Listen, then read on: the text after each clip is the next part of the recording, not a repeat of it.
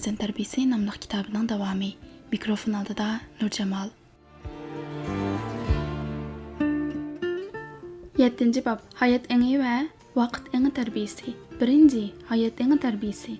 Balam, sen o'zing yashayotgan bu dunyoda o'zing ustidagi majburiyatni haqiqiy his qila olsang, ondan o'zingni bu davrda yashayotman deb qarag'in. Tafakkurimdan tamchilar.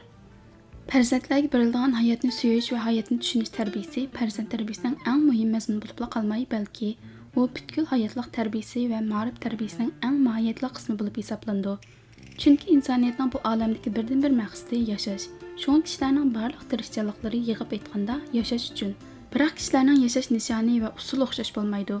Hayotining ma'nosi va qiymatini tushunishmi o'xshashmaydi. Shuning uchunmi hayotlik dunyosining har bir kishiga bergan nimati va natijasi farqli bo'ldi. Ba'zilar hayotini baxt saodat ichida o'tkazsa, ba'zilarning hayoti baxtsizlik ichida o'tadi. Ba'zilar hayotida insoniyat uchun ajoyib qimmatli mo'jizotlarni qoldirib ketsa, ba'zilar bu dunyoga tug'ilgani bilan tug'ilmaganining farqi yo'q holda o'lik bilan tirik oraliqida hayotini o'tkazadi. Ba'zilar yashashdagi maqsadini yeb-ichib, o'ynash deb tushunsa, ba'zilar bu qimmatli hayot fursatidan foydalanib, insoniyat uchun o'zining o'tashga tegishli qarzi va burchini ado qilish uchun umr bo'yi tirishchilik ko'rsatadi. Uyg'ur xalqi hayotni otgan o'qqa, oqqan suvga, chiqilgan chaqmoqqa taqqoslab tushundirdi. Klassiklarimiz asarlarida avlodlar uchun hayot va uni qadrlash to'g'risida intayin qimmatli tajriba saboqlarni va nasihatlarni qoldirishgan. Yusuf Hasaji butun bayonlarga "O'g'lim, g'afil yashama, o'limni unutib qolma" degan mazmunni cho'nqur singdirgan. U yana "O'tgan umriga afsuslanma, uni to'sib qolg'il bo'lmaydi. Amgaksiz, mehnatsiz o'tgan umring uchun eching'in" degan. Yana u avlodlarga murojaat qilib, "O'g'lim, sen tunugunni takrorlama, sening hayoting dadangnikidan yaxshiroq bo'lsin" degan. Endi biz Alisher Navoiyning avlodlarga qoldirgan mono bayonlarini ota-onalarning foydalanishi uchun tavsiya qilamiz. Hikmat İskender Zulqarnayn Aristoteldan. Odam qayraganda putqulidan mag'dur, jismidan huzur ketadi, aql farosatni to'salg'a uchraydi. Shunda turuqliq nima uchun yoshlikda kishining tabiati yaxshi ishlarga moyil bo'lmaydi degan xususda savol so'radi. Aristotel bu savolga mundaq javob berdi. Odam kichik vaqtida uningda aql oz, tabiati bilim va farosatlardan yiroqroq bo'ldi. Bu xil alaydilik ularning hamisha savallik va xatolik sodir qilishiga sabab bo'ldi. Aql idrokning yo'qligi sababidan davomli nafsning qildiqqa tushib qolib, havoyi havasga berilib ketadi. Odam balliq davridan o'tib yoshlik mazgiliga qadam qo'yganda, uning dilini aql farosat nurlari yoritadi. Bu mazgildagilarning vujudida ikki xil kuch bo'ldi. Uning biri aql, yana biri nafsdir. Agar uning aqli kuchli bo'lib yaxshi ishlarga ko'ngil bersa, undaq kishi butkul olam xalqining orzusiga aylandi. Xaloyiq orasida ko'z ko'ringan shaxs bo'lib qoldi. Agar uning nafsi aqldan kuchli bo'lib qolsa, u tabiiy holda nafsining kayniga kirib ketadi. Nafsi uni har qanday havoyi havasga, yomon chakin ishlarga buyursimi, rad qilishga ilojsiz qoldi. Uni shu hamon o'rindaydi. Nafsning xohishi har qanday vaqtda xato va gunohli ishlarga moyildir. Har kim o'zining ro'yitini pok va toza tutsa, uning ko'nglini aql shami yoritib munavvar qildi. Aqlliq, bilimli kishilar o'zining yoshlik davrini behud o'tkazmaydi. Qayragandimi bargan sir pok va donishmand bo'ldi. Har qanday ishning beshi yoshlik davridan boshlandi. Kishi yoshlikda qanday ishga moyil bo'lsa, qayraganda uning ko'ngli shu yoqqa tortadi. Yoshlikda qanday ishga ko'ngil bersa, qayragan chog'dimi uningdan shundoq ish namoyon bo'ldi. Qadrli ota-onalar, sizlarga kunduzdek ro'shan, oftobdek ayonki, hozirgi bizning yoshlarimizdagi hayot behudachilik har qanday bir davrga, har qanday bir millatga qaraganda intayin og'ir. Bizning necha million yoshlarimiz hozir zodi nima ish qilyotdi? Hayotini qanday mashg'ullik bilan o'tkazayotdi? Ular bu hayot ko'rinishidan nima erishdi? Ularda qanchalik insoniy ong, insoniy qobiliyat bor? Bizning yoshlarimiz o'zining faqat bir qatam nisb bo'lgan bu qimmatli hayotini nimalar deyishyotdi? Ular bu savolga faqat jonni jon etish uchun, tiriklik uchun yashayotganligini aytadi. Bu zodi nima uchun? Bizning farzandlarimiz haqiqatan muntazam tarbiyalanish fursatiga erisha olmadi. Sizlar ularga hayot haqida qanchalik tarbiya berildinglar? Ularning hayotining qiymatini tushunish uchun qanchalik yetakildinglar? E'tirof qilamizki, biz farzandlarga hayot haqiqatlarini tushuntirishga ancha e'tibor berolmadik. Uning ustiga ko'plagan ota-onalarning o'zimi hayot to'g'risida asosan ko'p narsalarni bilmaydi. Bu ibrat qadrli ota-onalarga bizning farzandlarga kichikdan tortib hayotning haqiqiy qiymatini va bu qisqa hayot fursatidan qanday qilib ma'nilik, ahamiyatli foydalanishni o'rganish mas'uliyatimizdan bor ekanligini tushundirdi. Farzandlarimiz hayotini tushunsin, ularning qalbida kichikdan boshlabla hayot muqaddas, hayot fursat degan bir qimmatli ong o'rin olsin. Bunda ongning paydo bo'lishi farzandlarimizning o'zini qadrlashi, hayotni suyishi bilan munosabatli bo'lib qolmay, balki ularning bu kishilik jamiyatda tutadigan o'rni, bahramand bo'lishga tegishli baxt saodati va insoniy qiymatini joriy qildirishning muhim asosi bo'lib qoldi. Farzandlarda hayotni suyish tarbiyasi olib berish uncha o'ng'ay emas. Chunki jamiyatning asosiy yuzlanishida har qachon ikki xil iqim mavjud. Biri mehnat, izdenish va o'zini pido qilish ruhi bilan sug'urilgan iqim. Bunda hayot ruhiy iqtidorni, yuksak g'oyani va o'tliq bir muhabbatni taqozo qildi. Yana biri o'yin tomosha, nafsiy xohishi, rahat farog'at, mehnatdan o'zini qochirish istagi bilan yo'g'rilgan iqim. Nurg'un bolalarning ko'ngil xohishi ko'pincha keyingisiga tortib ketadi. Chunki uning sehriy kuchi oldinqisiga qaraganda kuchliroq bo'ladi.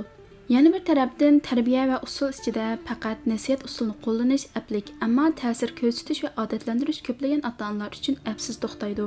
Shundadimi ota-onalar tuvandagi bir qancha usul bo'yicha tarbiyalashga ahamiyat bersa, balkim belgilik unumga erishish mumkin. Birinchi, farzandlarga ularda hayot haqida ozroq uqum hosil bo'lgandan boshlab, hayotining nimadan darak beradiganligi, inson hayotining hayvon hayoti bilan bo'lgan farqi, hayotining har bir kunining eng qimmatli fursat ekanligini his qildirish kerak.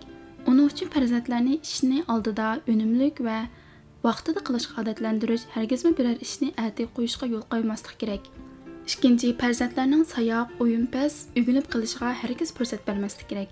Buning uchun ularda kichikdan boshlabla kundalik faoliyatlarni tartibli o'rinlashtirgan odat bo'lsin. Siz ularning kundalik mashg'ulot plani tuzishiga yordam bering. Har ishni o'zining mashg'ulot plani bo'yicha qilishga odatlansin.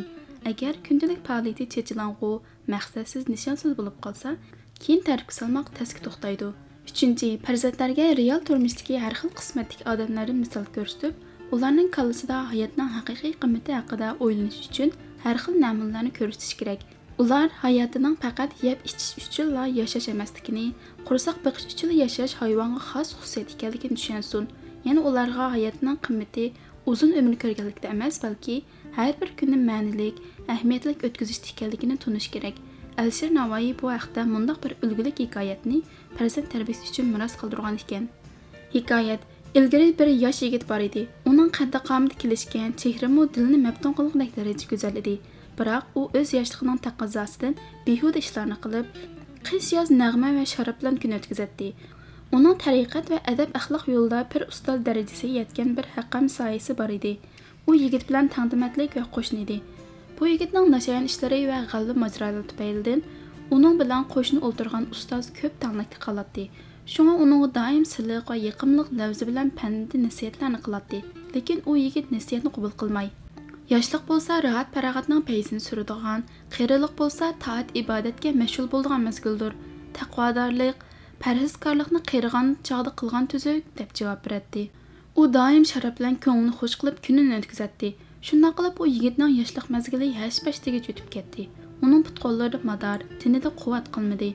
U amdi toat ibodatga mashg'ul bo'lishga niyat qilgan bo'lsa-mu, lekin odatlanib qolgan fosiqlik ham zaif notuvalik tufaylidan hech ish qila olmadi. U yigit shu holatda qirib umri oxiriga yetdi. U chog'da bir ustoz uning yotgan yeriga kirdi. U jon uzish oldida turadi. Ustoz uningga echingan holda beshiq kelib o'ltirdi va uning ilgari qilgan yomon ishlariga pushaymon qilayotganligini bildi. Qancha qatimlab nasihat qildim, dedi ustoz uningga. Lekin sen quloq solmay, urulsiz ishlar bilan ma'nisiz holda umringni o'tkazding. Beshinga mundaq kunlarning keldiganligini o'ylamaganmiding? U kishi livini arol midiriltib, u chog'da mundaq tajriba mening beshimdan o'tmagan edi. Qiyirgan chig'imda bundaq noto'g'ri ahvol tushib qoldiganligini bilgan bo'lsam, yosh vaqtimda hargiz yomon ishlar bilan umrimni xarob qilmas ekanman, dedi. Men senga nasihat qilgan chaqlarda otang necha yoshlarda bor edi? deb so'radi ustoz uningdan. U kishi hisoblab ko'rib, 112 yoshda edi deb javob berdi. Shu chog'da dadammu sening hozirgi ahvolingdek zaif, noto'g'ri holatda bo'lg'aydi, dedi ustoz kulimsirgan holda. Sen buningdan ortiq tajriba bo'lamdi? U kishi buni anglab beshini lang'ishtib qayil bo'ldi. Biroq buningdan nima foyda? Ko'rishga bo'ldiki, odatlanib qilish yomon odat. Odatga nasihatmi ancha kor qilmaydi. Shunga farzandlarni kichikdan yaxshi mashg'ulotga odatlantirish kerak. Bo'lmasa keyingi pushman o'zingga dushman degandek o'zingizni pushaymon qilib qolasiz. O'zingizni pushaymon qilib qolasiz. Farzandingizmi sayoqlikning qurboni bo'ldi. 4. Muvofiq fursat va muvofiq ahvolda hayot haqida nasihat qilib turing. Shuning bilan birga o'zingizni ulgu bo'lishga tirishing. Nasihatdan namuna. 1. Farzandlarga hayotning haqiqiy mohiyatini tushuntiring. Balam, men senga hayot haqida ozroq tavarik so'zlarimni aytib qo'yay. Sen hozir tex kichik, tex toza his qilib ketolmaysan. Biroq hozirdan tortib hayotdan qattiq talab qo'ymasang, keyin hargiz o'rnini to'ldirib ololmaysan. Bu chog'da pushayman degan san ko'z yoshidan boshqa hech narsa berolmaydi. So'zlarim ulug' arboblar aytgan qimmatli tavsiya. Bu tavsiyalarni qalb daftaringga bitib olsang, hargiz ziyon tortmaysan. To'g'ri nasihatni anglamagan odamning keyin topdarlik nishon bo'lganligini esingdan chiqarma. Balam, Uyg'urlarda bir kun yashasangmu shirdek yasha degan gap bor. Har qanday odam bu hayot etizidan o'zining iqboliga yarasha nasibaga ega bo'ldi. Odamning umri degan bir qatim nasib bo'ldi. U hargiz qaytalanmaydi. Shunga Alisher Navoiy buvimiz hayotning har bir tiniqi g'animatdir degan. Biroq nurg'un ballar balliqning shirin sho'xligiga asir bo'lib ketib, balliqdan qanday qilib yoshlik almashib qolganligini sezolmay qoldi. Yoshlik mavsumiga kelganda, yoshlik g'ururi va kuch-qudrati uningga qarilikning mushaqqatini o'ylashga fursat bermaydi. Natijada hash-pash deguncha umr gulshini xazon bo'lib, qaqshal daraxtga o'xshash o'zigimi soy tashlay olmaydigan ahvolga qoladi. Keyniga burilib bosgan hayot manziliga qarab qilcha hayot nishon qolmaganligini, har bir qadamini g'aflatdan so'ramsilib manganligini bildi. Shunga Shayx Saidi, odam bu dunyoga ikki qatim turolmaydi. Shu bir qatimnimi yashashni bilmas bo'lamdi degan Russoning bir so'zi yodimda. Ba'zi odamlar 100 yoshda qabrga kirdi-yu, aslida bo'lsa tug'ilib o'lgan bo'ldi degan. Bu dunyoda odamman deb turib, odamdek yashay olmay o'lik bilan tirikning orqasida nafaslanishni bildigan tirik o'lik hayotini qandoqmi hayot degil bo'lsin? Demokratning bir so'zini aytib beray. Ahmoqona, ma'nisiz, qanoatsiz yashash zodi yashash emas, balki asta-asta o'lish demakdir. Shunga balam, o'tgan kuning uchun yosh to'kma, atki kuning uchun g'am yema. Har bir kuningni yaxshi o'tkazalsang, u o'tmishingga kafarat, atanga ko'rik bo'ldi. Balam, sen bu dunyoga, bu zamonga yuk bo'lish uchun to'ralmading. Shunga sen bu hayotlikning yukini yengiltish uchun o'zingni beg'ishlag'in. Sen yashashdagi maqsadni faqat yeb ichish, rahat farog'at qo'g'lishish deb qarab qolmag'aysan. Bu hayotlikda mushaqqatsiz rahat bo'lmaydi. Mushaqqatsiz erishgan rahatmu haqiqiy farog'at hisoblanmaydi. Hayot degan shirildab eqib turgan buloq suvidek tip-tinish bo'lmaydi. Sen hayot eqinini o'rkashlik ham qiyonliq daryo deb qiyos qilgin. Har xil qiyin xatarga hozirlik qil. Agar unda bo'lmasa, hayoting texim og'ir bo'ldi. Hech qanday odam bu dunyoga mukammallik tojini kiyib kelgan emas, balki turmushning to'lqinli qaynamlarida pishib, barbara takomillashib boradi. Hayotning ma'nosimi hayot to'lqinlarini yerib o'tib, ma'lum bir ishda kamolatga yetish uchun kurash qilish orqali zohir bo'ldi. Balam, ozroq narsani bilib olib, challada ot chopquchi bo'lma. Shuni bilginki, sen o'zingni kamolat egistab qargan kuningdan boshlabla, o'zingni o'zing dafna qilish yo'liga mangsan. Tinimsiz izlanishni o'zingga mizon qil. O'zingni menga o'quvchiman deb hisobla. Shundala o'zingga qattiq talab qo'ya olaysan. O'zingni o'zing tushib qo'ymaysan. Inson hayotining tinim topmaslik va tashvishdan iborat ekanligini tushungandala, aqlsizlikni o'qitilish bo'ldi. Hayotni eng ma'nisiz va eng yerginishlik o'tkazishning har xil yo'llari bor. Bu izzatqo yo'lga boshlab mangdigan eng qabahatlik yo'l nafsning bo'yin turqiga asir bo'lib, faqat nafs uchun yashaydigan maxluqqa aylanib qolishdir. Sen bu dunyodan hamini ketadiganligini bilasan. Shuning uchunla hayotingni abdalning xaltasiga aylantirib qo'ymay, balki menga o'lmaydigandek tirishchanlik qilish zarur. Ikkinchi, farzandlar hayotining faqat o'ziga taalluq emasligini his qilsin. Balam, sen bu dunyoda o'zingni haqiqiy bir kerakli odam ekanligingni namoyon qilgan. O'zingning insonlar orasidagi qimmatingni bilish sana zo'r saodat baxsh etadi. Chunki uzoq umr ko'rgan kishidanmi hayotini chunqurroq tushunib yashagan odamning umri uzun hisoblanadi. Sen o'zim uchun yashayman deb qarama. Hayoting sen uchun eriyotgan sham emas, o'zi uchun yashash hayot emas. Atrofingdagi biror qurdishing va biror o'lpitingning baxtsizligini ko'rib turganda, o'zingning baxtsiz ekanligini his qila olsang, qalbingda haqiqiy insonlik tuyg'usi paydo bo'lganligi deb bilgin. Balam, bu jamiyatda har bir odamning nayt ig'ir qarzi bo'ldi. Biz mushu tuproqda o'sib cho'ng bo'ldik. Mushu tuproqdan oziqlandik. Xalq bilan birga yashadik. Xalq bizga turmushni berdi, ruh berdi va o'zimizga o'zimizni tanitdi. Albatta siz, do'st birodarsiz turmushimizning qanday mazis bo'lsin? O'g'lim, bizning yana o'tganki ajdodlarning va keyingi avlodlarning oldidimi o'tashga tegishli mas'uliyatimiz va qaytarishga tegishli qarzimiz bor. Yusufga Sajib buvimiz bu vaqtda mundaq nasihat qilgan. Biz yashayotgan bu dunyo bir dasturxon. Bizning burunqlar bu dasturxonga daxil bo'lgan. Ular yeb ichgan, shuning bilan birga bizga mo'l ne'matlarni qoldirib ketdi. Endi biz burunqlarning qilgan tayyor dasturxonga daxil bo'ldik. Endi biz bu ne'mat dasturxonini quruqdab qo'ymay, keyingi avlodlar uchun mo'l ne'matlarni raslab qo'yishimiz kerak degan. Mana bu insof balam. Mana bu mangulik izchillik va taraqqiyotning beshigi. Balam, Sening hayoting jamiyatga, millatga va vatanga taalluq. Sen мәңгүлік hayotlikqa erishmak bo'lsang, xalqning qalbida мәңгү yiqilmaydigan piramida yasagan. Sen uchun hayot eng qimmatli fursat. Fursatni qo'ldan berding degan gap, hayotni qo'ldan berding degan so'z. Sening hatto barliq xushalliqing va baxt saodating shu fursat ichida namoyon bo'ldi. Sen bir tamchi balam, el degan cho'ng dengiz, dengizdan ayrilgan tamchining holi qanday bo'lmoqchi? Shunga sening hayotingmi shu el bo'lganlik uchun ma'nilik bo'ldi. Əgər sən həyatını əl üçün faydasız və əhəmiyyətsiz deyə qarğanında, bütün narsalar sana mənisiz olub tuyuldu. İkinci, vaqt eng tərbiyəsi. Balam, sən vaqtның sən üçün qanchadan qimmatli ekanligini his qilib yetgan chağında, behuda o'tib ketgan kunlaring uchun beshingni tashib urgan bo'larding. Tafakkurimdan tamchilar. Farzandlarda vaqt engni yetildirish, hayot engni yetildirishning muhim asosi. Chunki hayot muayyan vaqt ichidagi tiriklik. Vahiz kashfi mundaq degan. Aqil və hushyorlarning oftobga o'xshash parlaq ko'ngil oynasida zohir va ro'shanki, odamzodning aziz umri chiqin masallik tez o'tib ketadi. Tiriklik soatlari daryo mavjudek tavarsizdir.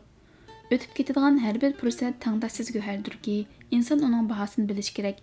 Chiqayotgan har bir tiniqni g'animat bilib zoya qilmaslik kerak.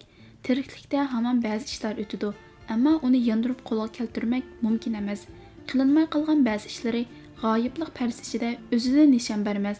O'tib ketadigan umrni g'animat bilib, vaqtni zoya qilmay, keyingi baxtning jabdug'i qilmoq kerak. Vaqt madaniy millatlarning eng muhim boyligi.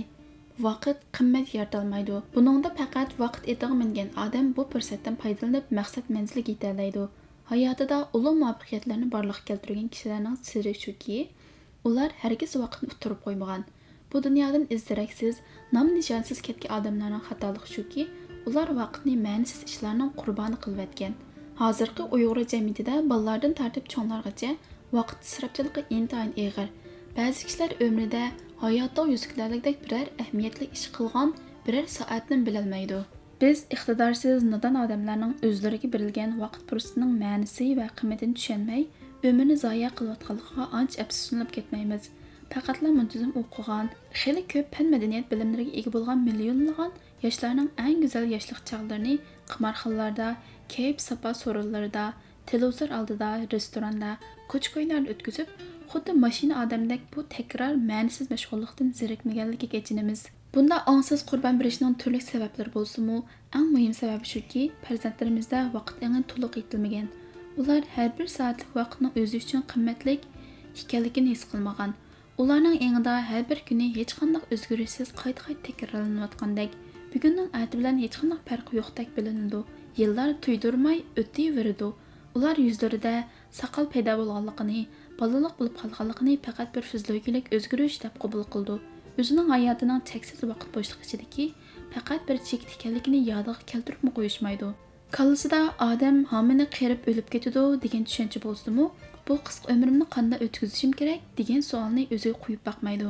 Hurmatli ota-onalar, insoniyat intayin tez sur'atda taraqqiy qilmoqda. Turmush ritmimi tezlashib ketdi.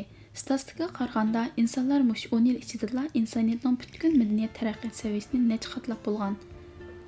Afsuski bizdagi mutlaq ko'p sondagi kishilarning eng texnicha o'ttir asr saviyasi to'xtab qolgan. Biz millionlagan yoshlarimizning har kuni qilayotgan amaliy ishi, tafakkur qilishi, izdenishi bir soatga yetmayotganligini ko'rib turibdimiz. Mushunday sur'at bilan biz dunyo madaniyat sur'atiga yondasha olamizmi? Aramizda yana bir mo'chang ziyon solgan odamga pichoq solish tayyor turadigan, biroq oltinning qimmatlik deb atalgan vaqt ichi og'rimaydigan, necha soatlab arzimgan ish uchun boshqalarni saqlab, uningga qilch e'tiroz bildirmaydigan yoshlarimizda vaqt engi bor deb qaraya olamizmi? Agar biz vaqtdan unumli foydalanishni bilsak, u bizning ajoyib xosiyatli mulkimiz bo'ldi. Agar uningdan yaxshi foydalana olmasak, vaqt bizni qul qildi. Sizlar farzandlarga o'zingizlarning hayotida zoya qilayotgan vaqtinglarning ochiq alamlarini qanchalik so'zlab berdinglar, o'zingizlarning his qilgani bo'yicha so'zlab beringlar. Ular vaqt tragediyasining intayin qo'rqinchli, intayin og'ir yo'qotish ekanligini tunusin. Har bir soatning fursat ekanligini tunib yetgan farzand, har bir kunlarni behuda zoya qilishni ravo ko'rmaydi. Ular bir kun bekor o'tib ketsa, titit bo'lib, ko'p narsadan mahrum qilgandek hissiyati bo'ladigan bo'lsin. Buning uchun bunda bir qancha tarafga ahamiyat berish kerak. Birinchi, farzandlarning vaqtni kontrol qilish uchun nasihatimga ko'ra yanada bolalarda vaqt engi shakllanishga ergishib, ularning vaqtga jiddiy qarashga odatlantirish kerak. Bu nuqtada cho'ng ish yoki kichik ish bo'lsin, o'xshashlar jiddiy qaraydigan bo'lsin. Attiganda o'rnidan turib yuzini yuvish, choy ichish, maktabga berish uchun ketadigan aniq vaqt ularning engida bo'lsin. Azroq susluq qilsa darsga kechikadiganligi, ustozning va saboqdoshlarining oldida yerga qarab qoldiganligini eskartib turish kerak. Maktabdan agar vaqtchiroq qaytib kelsa, nima ish qilganligini surishtirish kerak. Ikkinchi, bolalarning vaqtni unumli kontrol qilishi ularning kichikidan tortib muayyan ishga mashg'ul bo'lishi va biror ishga qiziqish orqali hal bo'ldi. Vaqt o'g'risi bolalarning ko'pinchisi bekorchilikqa, o'yinga odatlanib ketgan bolalar. Shundaqla biror ishga qiziqmaydigan, havas qilmaydigan bolalar ekan. Shunga bolalarning kichikidan boshlab qiziqishi bo'yicha ma'lum ish bilan shug'ullanishga yo'l qo'yish lozim. Vaqtdan unum hosil qilishda insonning o'z qiziqishidami yaxshi nasihatchi yo'q. 4. Uyg'urlarning bekor turg'ichi bekorga ishlar degan qimmatli hikmati bor. Ma'lumki, insonga bekorchilikdan eg'ir yo'qtish yo'q. Bolalarni buzdig'inimi, yo'ldan chiqarganimi bekorchilik. Shung Uyg'urlar bolalarni maktabda o'qitadi. Maktabga qiziqmasa, darhol biror hunarga beradi. Bu usul ularning bekorchi bo'lib qolishini tizginlashdan emas, balki axloqini tizginlaydigan eng yaxshi vosita. Shunga bolalarning vaqtini bekor o'tkazmaslik uchun ularga o'z qiziqish bo'yicha ish ko'rsatib berish intayin muhim. 4. Ota-onalar vaqt eng jihatda yolg'iz tarbiyachi bo'lish bilan ish bitmaydi. Eng muhimi bolalarga vaqtni qadrlashning ulgusi bo'lish kerak. 5. Fursat kelganda ham farzandlarning vaqt uqumining o'sishiga ergishib, ularga ko'z oldidagi turmushdagi vaqtni zoya qilayotgan kishilarning jamiyatda tutgan o'rni, vaqtni olg'a ilgirlash va qimmat yaratishning eng yaxshi fursatiga aylantirayotgan yoshlarni selishtirib berish kerak. Zarurat topilganda ularning eng ta'sir qilgudek cho'nqurlikda nasihat qilib turish lozim. Nasihatda namuna, farzandlardan so'rab baqinglar. Balam, bugun nima ish qilding? Bugungi bir kuningdan rozimisan? Bugungi kuningdan rozi va mamnun bo'lasan, ertaga kuning xayrlik bo'ladi. Balam, bugungi 6 soatlik darsing nimalarni berdi? Agar bugungi bir kuning utuqliq bo'lgan bo'lsa, bir kunlik umringning qimmati bo'ldi. Agar bugun hayotlikdan hech narsa eg bo'lolmagan yoki hech ish qilmagan bo'lsang, shu kunlik hayotingni o'lgan hayot deb umringdan chiqarib. Agar darslaringda chala taraf bo'lsa, darhol biror soat vaqt chiqarib puxtilib ol. Bugun ishingni bugun qilib olmasang, ertaga yukingni og'irlashtirib qo'yasan. Har kuni ashunda davomlashaversa, oxir bu kunlik qoldiqlar seni besib, seni olg'a bostirmaydi. Har kunlik ishingni shu kunda o'rindab bo'lsang, kundan kunga bildiganlaring ko'payib boradi va yengillab qolasan. Balam, bugun qanday o'ynading, qanchalik o'ynading? O'yin o'yna. O'yinmu hayotning muhim tarkibiy qismi. Faqat ishlashni bilib o'ynashni, orom olishni bilmagan odam amaliyotda ishlashni bilmaydi. Ammo o'ynagan o'yiningmi ma'nilik bo'lsin. Shu o'yin senga hayotning ma'lum taraflarini his qildirsa yoki sog'lomligingga foydali bo'lsa, charchashning oldini olib, nerv jihatdagi jiddiylikni normallashtirsa, bu o'yin senga ma'lum narsa ato qilgan bo'ldi. Hargizmi 1-2 soatlik vaqtingni ko'chishingdab zoya qilmagan. Bolalarni biror ishga buyursangiz, "Ati qilaychu" desa, "Balam, ati" degan so'z hurun, dud odamlarning va boshqalarni aldashdagi bahonasi.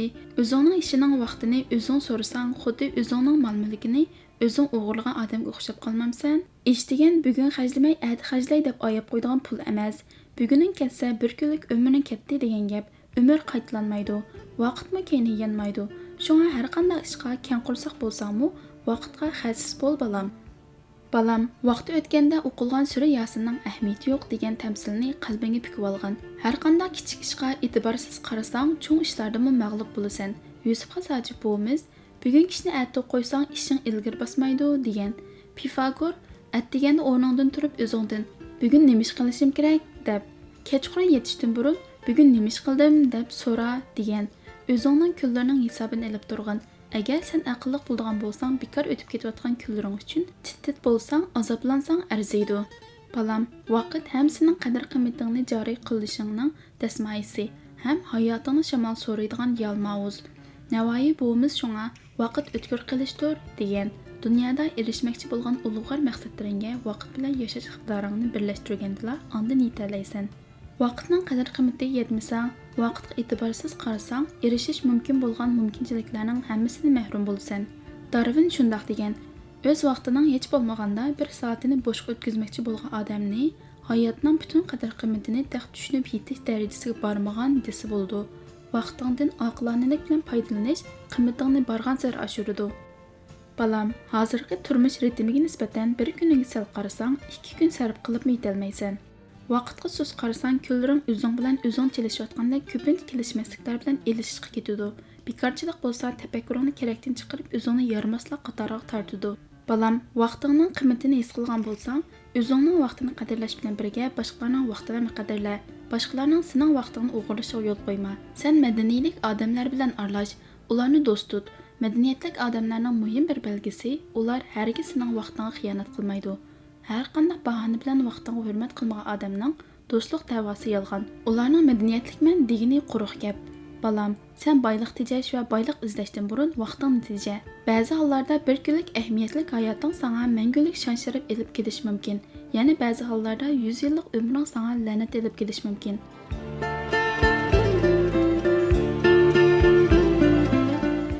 Uyghurlarda Perzent Terbiyisi nomli kitobning 7-chi bobining to'liq mazmuni o'qib tugatildi. Davomli ھۇزۇرۇڭلاردا بولىدۇ.